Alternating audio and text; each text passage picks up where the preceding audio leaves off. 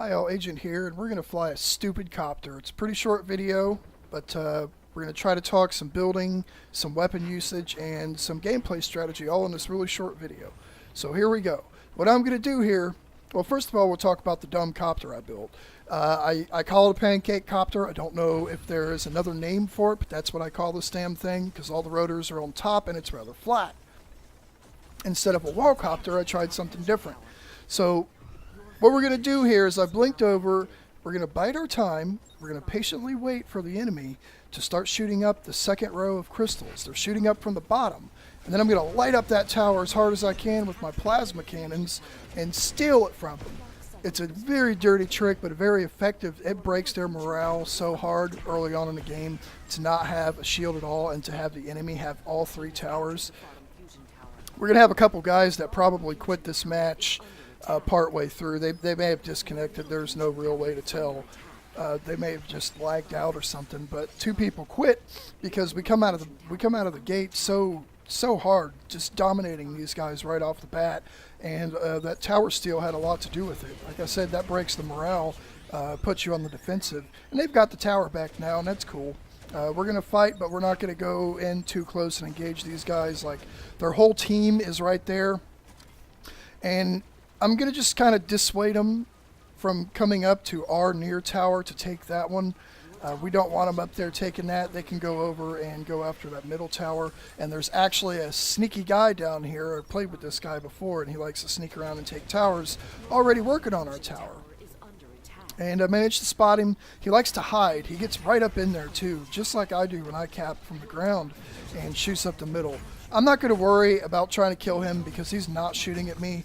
Tower control is of the utmost importance in this game mode until you get to high overclock levels. Killing people doesn't even really matter. So I'm just going to take the tower back as quickly as I can. We're using Wasp lasers and Plasma Ravagers instead of Plasma Devastators and any high tier laser. And I actually think that in the big picture, using these weapons is better in many cases than using the more powerful weapons.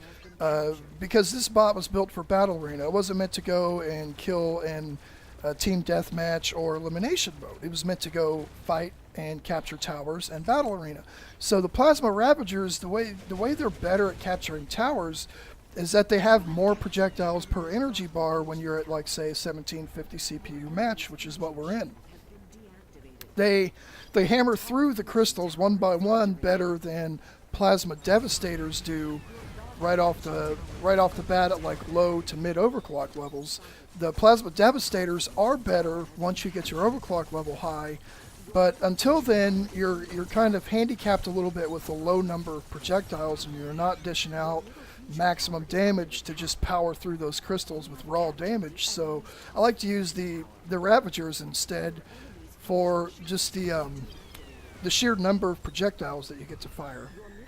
And then what I've done with the Wasp lasers here is that I can actually regenerate energy while I am firing those. So I can empty my energy bar with the plasma cannons, and then I can switch over to the Wasp lasers and actually build my energy back while I'm still fighting.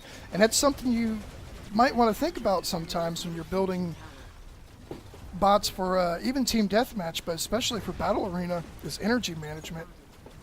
It's important. Especially if you're going to use modules, like I've got a blink on here, and I want to be able to blink out at any opportunity where the cooldown is up, and I can get myself out of danger and not have to sit through a respawn. So using the almost no energy consumption lasers helps me out with that a lot. I'm able to regenerate energy while I am still fighting.